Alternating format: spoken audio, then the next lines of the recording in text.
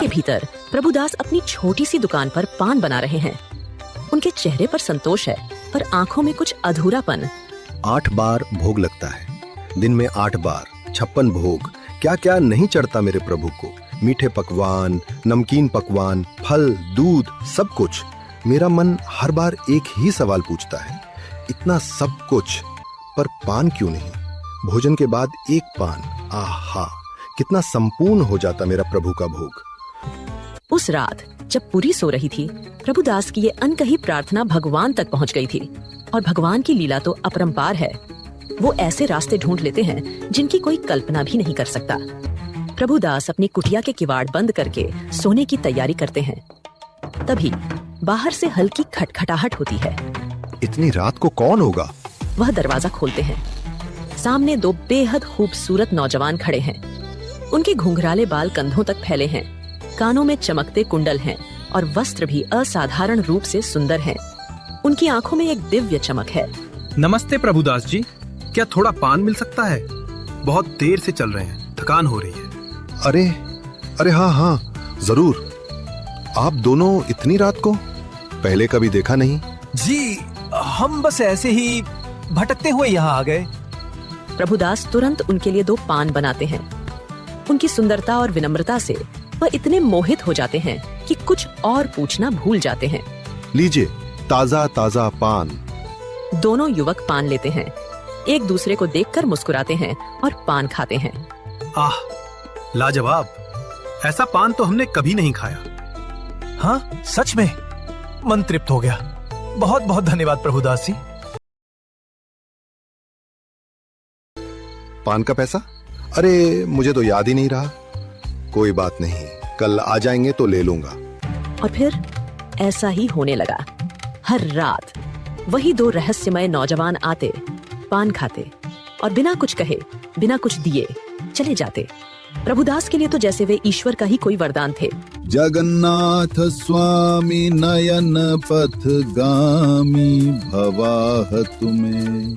अरे ये कौन है? ये दोनों बालक इतनी रात को प्रभुदास की कुटिया से निकल रहे हैं। मैंने इन्हें कभी मंदिर में देखा नहीं। युवक तेजी से गली में मुड़ जाते हैं और आंखों से ओझल हो जाते हैं।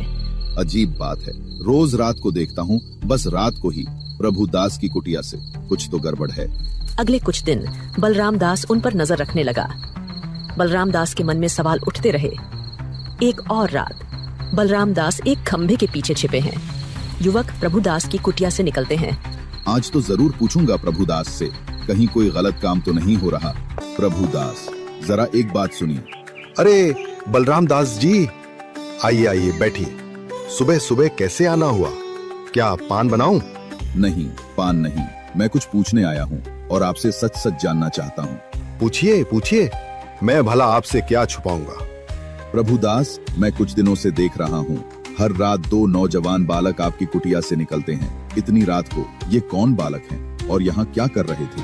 मुझे नहीं पता बलराम दास जी कि वो कौन है, पर हाँ, वे प्रतिदिन मेरे घर आते हैं और मुझसे पान लेकर जाते हैं और बिना मूल्य दिए चले जाते हैं, है ना?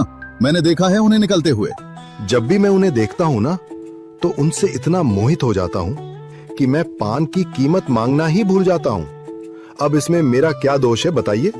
अगर ऐसा ही चलता रहा तो आपका घर कैसे चलेगा? ये जब भी वे दोनों बालक आपके पास आएंगे तो आप उनसे पान की कीमत मांगना, और अगर वो आपको पान की कीमत न दें तो उनसे कहना कि वे दोनों बंधक के रूप में अपनी अपनी चादर आपके पास छोड़ जाएं। प्रभुदास अपनी दुकान बंद करने वाले हैं। तभी दोनों युवक फिर से आते हैं। नमस्ते प्रभुदास जी, क्या आज भी आपका बेहतरीन पान मिल पाएगा? प्रभुदास उन्हें देखकर फिर से मोहित हो जाते हैं, पर बलराम दास की बात याद आती है। वह थोड़ा संकोच करते हैं। पान देने के बाद, आप दोनों इतने दिनों से पान खा रहे हैं, पर मैंने आपसे कभी दाम नहीं लिया। पर आज आपको पान के बदले में दाम देना होगा। अरे, आप तो कभी हमसे दाम मानते ही नहीं है। हमने तो सोचा, इसलिए हम आज कोई धन लेकर नहीं आए। हमारे पास अभी देने को कुछ नहीं है। कल आएंगे तो दे देंगे, वादा रहा। नहीं नहीं, बहाना बनाने से नहीं चलेगा। बलराम दास जी ने मुझे समझाया है, आज ही देना होगा। बिना दाम दिए मैं तुम दोनों को नहीं जाने दूंगा। लेकिन हमारा आज जाना अति आवश्यक है प्रभुदास जी, हम पर विश्वास रखिए। कल हम बहुत सारा धन लाकर देंगे। तो ठीक है, बिना दाम दिए जा सकते हो, लेकिन अपनी ये चादर मेरे पास रखनी होगी। कल जब दाम लाओगे तो चादर वापस ले जाना, यह बंधक के तौर पर रहेगी। युवक विवश होकर अपनी अपनी चादरें उतारते हैं। दोनों युवक बिना चादरों के ही तेजी से वहां से निकल जाते हैं। प्रभुदास ने अपनी नादानी में भगवान की लीला का एक और अध्याय लिख दिया था। उस रात पुरी में किसी को अंदाजा नहीं था कि मंदिर में एक अजीब सा तूफान आने वाला है। मुख्य पुजारी भगवान जगन्नाथ और बलभद्र के विग्रहों के पास पहुंचते हैं ताकि उन्हें सुबह की पूजा के लिए तैयार कर सकें। वह भगवान जगन्नाथ को ओढ़ाई गई श्वेत चादर को हटाते हैं, फिर बलभद्र जी की ओर बढ़ते हैं। पर अरे ये क्या, बलभद्र जी की चादर कहाँ गई? जगन्नाथ जी की भी नहीं है। रात को तो मैंने खुद अपने हाथों से उन्हें चादर ओढ़ाई थी, ये कैसे गायब हो गई? अरे सुनिए, सब यहाँ आइए जल्दी। क्या हुआ महाराज? दोनों विग्रहों पर से श्वेत चादरें नहीं हैं। किसने चुराई हैं? चोरी? पर यहाँ अगर कोई चोर आया होता तो प्रभु के कीमती आभूषण रत्न जड़ित मुकुट चुराता, श्वेत चादर कोई क्यों चुराएगा? अब शगुन, भगवान कहीं नाराज तो नहीं है? शांत, सब शांत हो जाओ। ये खबर फैलनी नहीं चाहिए। पहले ढूंढो, मंदिर के हर कोने में देखो। लेकिन यह खबर आग की तरह फैल गई। पूरी पुरी में हाहाकार मच गया। लोगों के मन में डर था और यह बात राजा प्रताप रुद्रदेव तक भी पहुंची। ये क्या हो रहा है? प्रभु जगन्नाथ की चादरें गायब हो गई हैं। क्या मेरे सेवक सो रहे थे? महाराज, पुजारियों का कहना है कि उन्होंने खुद रात में चादरें ओढ़ाई थीं। कोई निशान नहीं है चोरी का। ये मेरे राज्य पर कलंक है। ये सब मेरे मंदिर के सेवकों की लापरवाही है। बुलाओ उन सबको, मैं उन्हें कड़ी से कड़ी सजा दूंगा। महाराज, पर कोई परवर नहीं। जिसने भी लापरवाही की है उसे दंड भुगतना पड़ेगा। राजा का क्रोध स्वाभाविक था। सब डर गए थे। पर जब भगवान स्वयं अपनी लीला कर रहे हों तो भला कोई भक्त दंड क्यों पाए? भगवान अपने भक्तों को कैसे दंड मिलने दे सकते थे? बलराम दास गहरी नींद में हैं। अचानक उनके स्वप्न में एक अद्भुत प्रकाश फैलता है। भगवान जगन्नाथ और बलभद्र उनके सामने प्रकट होते हैं। उनका दिव्य रूप बलराम दास को विस्मय में डाल देता है। प्रभु, मेरे प्रभु जगन्नाथ बलभद्र जी, आप यहाँ। उठो बलराम दास, डरो नहीं। मैं तुम्हें एक रहस्य बताने आया हूँ। आज्ञा दीजिए प्रभु। जो चादरें मंदिर से गायब हुई है वे किसी ने चुराई नहीं है। क्या? पर कैसे? तुम्हें याद है वह भोला प्रभुदास, पान वाला, जिसने तुम्हें बताया था कि 2 बालक उससे बिना मूल्य के पान लेते हैं? हाँ प्रभु, याद है। मैंने ही उसे कहा था कि उन बालकों से दाम मांगे या बंधक के रूप में उनकी चादर रखवा ले। वही बालक मैं और बलभद्र थे। हम प्रभुदास की उस छोटी सी इच्छा को जानते थे कि हमें भोजन के बाद पान अर्पित किया जाए। हम खुद को रोक नहीं पाए। हम रोज रात उसके पास पान खाने जाते थे। प्रभु, ये क्या लीला है आपकी? मैं कितना मूर्ख था कि मैंने उन्हें चोर समझा। मैंने तो प्रभुदास को कहा कि वह आपसे चादरें रखवा ले। हाँ, और जब प्रभुदास ने हमसे दाम मांगे तो हम नहीं दे पाए, क्योंकि हम जानते थे कि उसके मन में क्या है।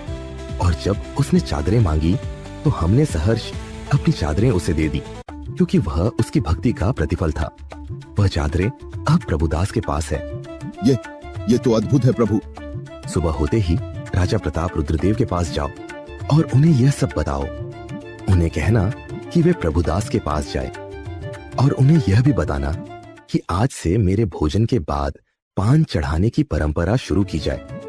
यह प्रभुदास की भक्ति का सम्मान होगा। स्वप्न टूट जाता है। बलराम दास हड़बड़ाकर उठ बैठते हैं। उनके माथे पर पसीना है और आंखें खुली की खुली हैं। वह चारों ओर देखते हैं। ये सपना था? नहीं, ये तो सच था। मेरे प्रभु ने मुझे दर्शन दिए। मुझे राजा के पास जाना होगा। अगर आप महाराज रुकिए, दंड मत दीजिए, मुझे कुछ कहना है, बहुत जरूरी। बलराम दास, क्या है ये सब? क्षमा करें महाराज, पर यह दंड रुकना चाहिए। चादरें किसी ने चुराई नहीं है। स्वयं भगवान जगन्नाथ ने मुझे स्वप्न में सब कुछ बताया है। स्वप्न? तुम होश में तो हो? मेरे प्रभु के वस्त्रों की चोरी हुई है और तुम स्वप्न की बात कर रहे हो? हाँ महाराज, ये सत्य है। वो चादरें प्रभुदास के पास हैं। वो पान वाला, वही दो बालक जो उससे रोज पान लेते थे, वो स्वयं प्रभु जगन्नाथ और बलभद्र थे। मैंने ही प्रभु दास को कहा था कि वो उनसे दाम मांगे या चादर बंधक रखवा ले। क्या कह रहे हो तुम? प्रभु जगन्नाथ और बलभद्र स्वयं एक पान वाले से पान लेने आते थे? हाँ महाराज, भगवान ने अपनी लीला मुझे बताई है। उन्होंने कहा है कि वे प्रभु दास की उस छोटी सी इच्छा को पूरा करना चाहते थे कि उन्हें भोजन के बाद पान अर्पित किया जाए। प्रभु दास की भक्ति इतनी पवित्र थी कि भगवान स्वयं उसके पास चले आए। राजा प्रताप रुद्रदेव अपनी कुर्सी से उठ खड़े होते हैं। उनके चेहरे पर पहले अविश्वास, फिर आश्चर्य और फिर गहरी श्रद्धा के भाव आते हैं। महाराज, अगर ये सत्य है तो ये प्रभु की महान लीला है। तो फिर हमें तुरंत प्रभु दास के पास चलना चाहिए। ये देखना होगा, ये जानना होगा। यदि ये सत्य है तो प्रभु दास को मैं अपने सिर आंखों पर बैठाऊंगा। महाराजा प्रताप रुद्रदेव, बलराम दास और उनके साथ मंत्री, सेनापति तथा कुछ लोग प्रभुदास की छोटी सी कुटिया के पास पहुंचते हैं। महाराज, आप यहाँ? मुझसे क्या गलती हो गई? शांत हो जाओ प्रभुदास, हम तुमसे कुछ पूछने आए हैं। क्या तुम्हारे पास कोई ऐसी श्वेत चादरें हैं जो तुम्हें दो नौजवान बालकों ने दी हो? प्रभु दास पहले घबराते हैं। वो कांपते हाथों से अपनी दुकान के कोने में रखी उन दोनों श्वेत चादरों को निकालते हैं। ताप रुद्रदेव और बलराम दास चादरों को देखते हैं। वे हूबहू वैसी ही हैं जैसी मंदिर में भगवान को ओढ़ाई जाती थीं। ये वही चादरें हैं। प्रभुदास, क्या तुम जानते हो ये किसकी चादरें अपने पास रखी हैं? प्रभुदास, वो दोनों बालक स्वयं भगवान जगन्नाथ और बलभद्र थे। तुमने स्वयं प्रभु को अपने हाथों से पान खिलाया है। जैसे ही प्रभुदास यह बात सुनते हैं, उनके चेहरे का रंग बदल जाता है। उनकी आंखों में आंसू भर आते हैं। वह अपनी ही नादानी पर अवाक रह जाते हैं। उन्होंने जिनसे दाम मांगे, जिनसे चादर रखवाई, वे स्वयं भगवान थे। प्रभु, मेरे प्रभु, मैंने आपको पहचाना नहीं। मैंने तो आपसे चादर रखवा ली। ये कैसा पाप किया मैंने? नहीं प्रभुदास, ये पाप नहीं है, ये तो प्रभु की लीला है और तुम्हारी महान भक्ति का प्रमाण। तुमने अपनी शुद्ध भक्ति से प्रभु को साक्षात अपने पास बुला लिया। धन्य हो तुम, धन्य है तुम्हारा जीवन। उस दिन प्रभुदास के जीवन का अर्थ बदल गया। एक छोटा सा पान वाला जिसे भगवान ने स्वयं अपने दर्शन दिए, उसकी भक्ति की कहानी सदियों के लिए अमर हो गई।